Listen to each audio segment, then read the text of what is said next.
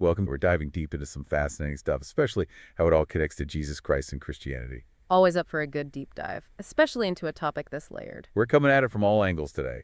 We'll be looking at David Hawkins' work, like calibrating those consciousness levels and then seeing how that applies to, well, the Bible itself. Sounds like we might uncover some surprises along the way. I'm intrigued. Oh, definitely some surprises. I was reading Hawkins, and honestly, it kind of blew my mind. What was it that struck you the most?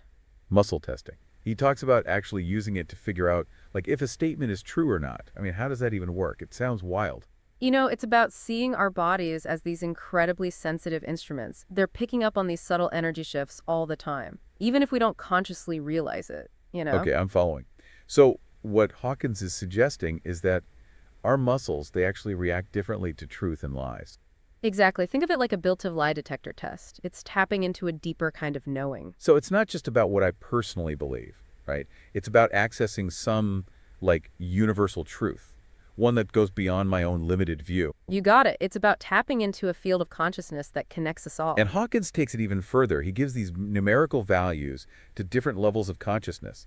It's like emotions, attitudes, even whole belief systems get a number. It's fascinating, but man, it's complex. Totally. What's important to remember with those calibrations, though, is they're not meant to be judgments. It's not saying this one's better than that one. Gotcha. So it's more like recognizing those different states of consciousness. They just vibrate at different energetic frequencies. Exactly. And that leads us into some of the, well, let's say more controversial parts of Hawkins' work. He took that calibration system and applied it to, get this, the world's major religions. Whoa, okay. Yeah, I remember when I first read that. How can you possibly put a number on something as massive and, deeply personal as religion? I had the same reaction. It felt a little, I don't know, disrespectful maybe, like trying to measure faith with a ruler. Right. But I think it's crucial to understand where Hawkins was coming from. He wasn't saying this religion is the best or anything like that. So what was he saying then? He was suggesting that over time, those original religious teachings, they can get, well, misinterpreted. Sometimes they even get, how do I say it, twisted to serve power struggles. So even if those original teachings are really high, the way they're practiced or understood, that could decline over time, and that would lower their overall truth level. Exactly. And get this, it even happens within a single religion. For instance, he calibrated different books of the Bible. No way. Really? Yeah. Some, like the Gospels, they calibrated really high, but others, like Leviticus, were lower. Whoa, this is where things get really interesting, isn't it? I mean, if you take that at face value, it sounds like he's saying some parts of the Bible are more true than others, but that doesn't seem to line up with, traditional Christian teachings. Yeah, and this is where people sometimes misinterpret Hawkins. He's not saying any book in the Bible is worthless or anything. He's just pointing out they were written in different contexts, that each had a specific purpose. And remember, Jesus himself didn't seem all that bothered by hierarchies. He hung out with people from all walks of life, challenged those religious authorities, always emphasized love and compassion above all else. And those qualities, the love, the compassion, the forgiveness, that's what calibrates at those highest levels of consciousness. That's what Hawkins found. So even if some books in the Bible would calibrate lower, they still contribute to the overall understanding of Christianity. They give context and historical background. Like the book of Revelation, for example, talk about intense. It's packed with that symbolic language and apocalyptic imagery, but it's still a sacred text for a lot of Christians. Right. And it was written by John, the same John who wrote the Gospel of John, which, by the way, calibrates much higher. So even though Revelation comes from a more symbolic, some might even say astral perspective, it's still a valid part of the Christian tradition. So how do we reconcile these ideas? They seem kind of conflicting. We've got the calibration of different books, then the overall message of love and unity, and then the historical context they were written in. How does it all fit together? I think it comes down to recognizing the Bible as this collection of writings. It's complex. It's not just a set of strict rules. Right. And at the end of the day, the most important thing isn't the literal meaning of every single verse, but that overarching message. The one about love and transformation that Jesus really embodied. That makes a lot of sense. It's like looking past the surface to find those deeper truths that connect us all. Exactly. And that's where the archaeological evidence comes in. It gives us a whole other layer of understanding, a new way to approach this whole truth question. Have you ever heard of P52? Oh, yeah. It's that fragment from the Gospel of John. It's like the oldest piece of the New Testament we have, right? You got it. I remember reading about it. It goes all the way back to the 1st century. It's mind-blowing that something that old still exists. It really is, and it's a game changer, too. For years, some scholars argued that the Gospel of John was written way later, too late to be a reliable account of Jesus' life. But P52 throws that theory right out the window. So we have physical proof that people were talking about Jesus, even writing about him while he was alive. That's huge. It changes everything. It shows how fast Christianity spread in those early days. And it gives the Gospels this extra layer of authenticity. And what about that Alexamenos Graffito? That one stuck with me because it shows how much those early Christians were ridiculed, all because of what they believed. Absolutely. It's a powerful reminder. It's a carving from Rome, shows a crucified figure, but with a donkey's head. Ouch. It was meant to mock those early Christians who believed in a crucified God. Straight up mockery. Makes you think, our own culture, sometimes it misunderstands and mocks what we believe in too. But just like those early Christians, we're called to stand strong in our faith, even when it's not popular. Couldn't agree more. They faced serious persecution, those early Christians. And the fact that they held on to their faith that strongly with all that adversity really speaks volumes about the power of their convictions. Yeah, it's like their faith was forged in fire. And there's another detail that supports the historical accuracy of the Gospels, the naming conventions. Especially in the Gospels, they perfectly match the patterns of first-century Judea. Really? I never thought about that. They used nicknames and, qualifiers, Simon called Peter or James the son of Zebedee. Wow, that's amazing. It's one of those things you wouldn't pick up on unless you were deep into the history. Someone trying to fake a document centuries later wouldn't have gotten those details right. It's like a hidden signature that proves the text is authentic. So we have muscle testing, ancient manuscripts, even the way people were named. They all point to the true and accuracy of the Bible.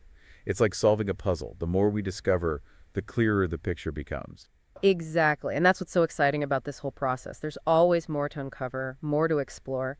But even with all this evidence, it's important to remember that truth isn't just about facts and figures. There's something deeper at play. It's about connecting with a truth that touches our hearts, something that goes beyond just our minds. Exactly. And that's where the teachings of Jesus come in. Even if we put aside the calibrations, the historical evidence, all the theological debates, we're still left with this message, one of love, compassion, and forgiveness. It's a message that's resonated across cultures and time. And that message, all by itself, speaks to its truth. It really does. It's a message that keeps challenging us, inspiring us, and transforming us, even today. It really is incredible when you think about it, how those teachings of Jesus have lasted for, over 2,000 years. It's mind-blowing, and across so many different cultures and beliefs. But I got to be honest, sometimes I get tripped up trying to, reconcile those teachings with some of the harsher stuff in the Old Testament. Yeah, that's a struggle a lot of people have. And it's where that whole idea of calibrating consciousness can be really helpful. Remember, Hawkins wasn't trying to judge the Bible or any other religious text. He was just observing that, they resonate at different frequencies. So even if parts of the Old Testament seems harsh, or maybe even judgmental to us now, they still had a purpose in the bigger picture of the Bible's message. Exactly. They reflect the consciousness of the time when they were written. And it's key to remember that the Bible, it's like this progressive revelation. The New Testament, it builds on the foundation of the Old Testament, but it also brings in this new covenant, one of love and grace through Jesus. So it's like we're seeing how human consciousness evolved right there in those texts. That's a really interesting way to put it. And Hawkins actually believed that humanity's consciousness is still evolving, that we're moving towards a higher level of awareness. That's a hopeful thought, especially with everything going on in the world right now. But if that's true, how does individual consciousness impact the collective? Well, Hawkins thought that even a small increase in individual awareness could have a ripple effect, influencing the collective consciousness of everyone. He described it as a rising tide lifting all boats. So if enough people embrace those qualities, love, compassion, forgiveness, it can actually steer human history towards, more peace and understanding. Wow, that's powerful. It is. It lines up perfectly with what Jesus taught about love's power to change the world. Remember that line? He said, "A new commandment I give to you, that you love one another. Just as I have loved you, you also are to love one another. By this, all people will know that you are my disciples, if you have love for one another." That's beautiful. But it also feels so, challenging, especially in today's world. There's so much division and conflict everywhere. I hear you. It's a tall order for sure. But it's also incredibly important. Hawkins believed that as humanity's consciousness evolves, we're going to gain a deeper understanding of spirituality and the divine. We might even see a shift away from those traditional religious structures, maybe even a move towards a more direct experience of the sacred. That resonates with me. I've always felt that true spirituality, it's not about dogma or rituals. It's about connecting with something bigger than ourselves. Exactly. It's about recognizing that divine spark, both within us and in everything around us. So how do we cultivate that awareness, that connection to the divine? Hawkins talks about meditation being key, but he also stresses things like willingness, humility, and forgiveness. All of those help us get past the ego. And the ego, well, that's often the biggest roadblock to spiritual growth. See, the ego wants to control, to judge, to separate us from others. But true spirituality, it's about letting go, embracing unity, recognizing our interconnectedness with everything. Sounds like a lot of inner work is needed to reach those higher levels of consciousness that Hawkins talks about. It is. It's a lifelong journey, and there are no shortcuts. But it's so worth it. The rewards are, well, immeasurable. More peace, more joy, a deeper sense of purpose that transcends the ups and downs of life. And it all starts with cultivating those qualities Jesus embodied: love, compassion, forgiveness. Before we started this deep dive, I was kind of skeptical about this whole muscle testing thing. But listening to you explain it, it makes a lot of sense. Like our bodies are this direct line to a deeper truth, a truth that our minds can't always grasp. It's a fascinating concept, right? And even though it might seem a little out there, more and more evidence is showing up that our bodies react to truth and falsehood in ways we can actually measure. But if anyone can use muscle testing, how do we know if we're, calibrated high enough to get accurate results? That's a really important question. Hawkins says that the tester needs to calibrate above 200, that's the level of integrity, to get readings that are reliable. And the intention behind the testing, that has to be pure, like a genuine desire for truth, not trying to prove a point or manipulate anything. So if someone's still operating from a lower level of consciousness, they might get skewed readings or maybe misinterpret what they're getting. That's right. It's like trying to use a sensitive instrument without knowing how to handle it properly. So we've got to approach these tools with humility and careful judgment.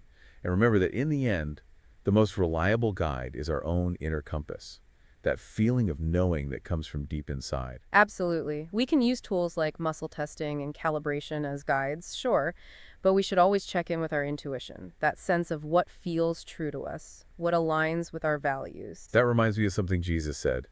Beware of false prophets who come to you in sheep's clothing, but inwardly are ravenous wolves. You will recognize them by their fruits. It's like a warning to be discerning, to not just blindly follow anyone, no matter how charming or convincing they might seem. That's a great connection, and it highlights how important it is to cultivate our own inner wisdom, our ability to separate truth from falsehood. And to remember that the journey to truth, it's a personal one. It's unique for each individual. Exactly. There's no single path that works for everyone, but there are these universal principles, these qualities of being that can guide us along the way. And those are the very qualities that Jesus embodied and taught: love, compassion, forgiveness, and above all, a deep connection to the divine. Thinking about this whole journey of evolving consciousness, it's inspiring, sure, but it's also kind of daunting. If we're all on this path, how do we even start to, recognize those negative patterns, those limiting beliefs that hold us back? It can be so sneaky. You're so right. Those patterns can be really deep-rooted. But being aware of them, that's the first step. Once you see a pattern, you can start questioning it. Okay, yeah, that makes sense. Ask yourself, is this belief even true? Or is it just something I've always been told, something I've been conditioned to believe? So it's about challenging those assumptions, those default ways of thinking that we pick up from our families, our culture, even our own past experiences. Exactly. It's about realizing we actually have the power to choose our thoughts, choose our beliefs, and create a reality that's more in line with, what's best for us. But sometimes it feels like those negative patterns have a mind of their own. It's like they keep pulling us back into those old ways of thinking and acting, even when we know better. And that's where forgiveness comes in. Hawkins talks about how unforgiveness is like, well, drinking poison and expecting the other person to die. Whoa. It's a powerful image, right? And it really drives home the point that holding on to anger and resentment, it only hurts us in the end. So forgiveness isn't about saying what someone did was okay. It's not letting them off the hook. It's about freeing ourselves from that burden of anger and resentment. Exactly. It's recognizing that we're all on our own journeys. We all make mistakes along the way. That's way easier said than done, though, especially when someone's really hurt you, deeply hurt you. How do you even begin to forgive in those situations? I know, it's tough, but it's so crucial for healing and growing. Sometimes it takes a shift in perspective. Okay, what do you mean? Instead of seeing the other person as this like enemy, try to see them as a fellow traveler on the journey, someone who's also struggling and learning. It's like what Jesus said on the cross. Father, forgive them, for they know not what they do. He offered compassion even to the people who were crucifying him. Exactly. And that's the level of consciousness Hawkins was talking about. That level of love and understanding, it goes beyond the limitations of our human ego. It seems almost superhuman. But I guess that's what makes Jesus such a powerful example, right? He showed us it's possible to embody that level of awareness, even in the face of so much suffering. He did, and he taught us that the path to real peace, to real freedom, it's about surrendering to a higher power, to the will of God. Yeah. And I know that word surrender, it can be a bit loaded, right? It makes people think of weakness or giving up, but that's not what Hawkins means. So what does it mean then, to surrender in a spiritual sense? Does it mean giving up all your own desires, your ambitions? Not really. It's more about aligning your will with the will of, something bigger. It's about letting go of the ego's need to control everything. It's about trusting that there's something guiding you, supporting you, something greater than yourself. So trusting that there's a bigger plan, a higher purpose, one that we might not always be able to see clearly from where we are now. Exactly. And when we surrender to that higher purpose, everything becomes easier. Our actions flow effortlessly. We're not driven by fear or ego anymore. It's like tapping into this source of wisdom and power that's always been there. All we had to do was let go and trust. Sounds like we're all on this incredible journey, a journey of spiritual evolution.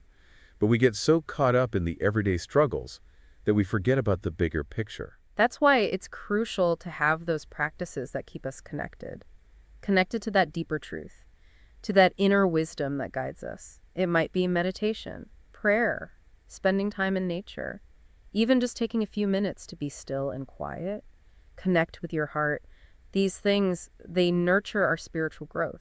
And they remind us that we're not alone, that there's a higher power, a divine presence always there with us, guiding us, supporting us every step of the way. Exactly. And the more we connect with that presence, the more we realize that everything happens for a reason. Even the tough times, they're chances to grow and learn. That's a beautiful way to look at things. So as we wrap up this deep dive, what's the one thing you really want listeners to walk away with? What's the key takeaway? I hope they remember that truth can be approached from so many different angles, through science, through history, through spiritual exploration. And at the end of the day, the most important truth is the one that resonates in their heart, the one that connects them to their own divinity and to the divine presence that flows through all of creation. This has been an amazing journey. Exploring these ideas with you, I feel like my understanding of truth, of consciousness, even of the teachings of Jesus, has grown in ways I couldn't have imagined. And that's what these deep dives are all about, right? Going beyond the surface, beyond our assumptions. It opens us up to new possibilities, new ways of seeing the world and our place in it. Thanks for joining us on this deep dive into truth, consciousness, and the historical accuracy of the Bible. Until next time, keep seeking, keep exploring, and keep diving deep.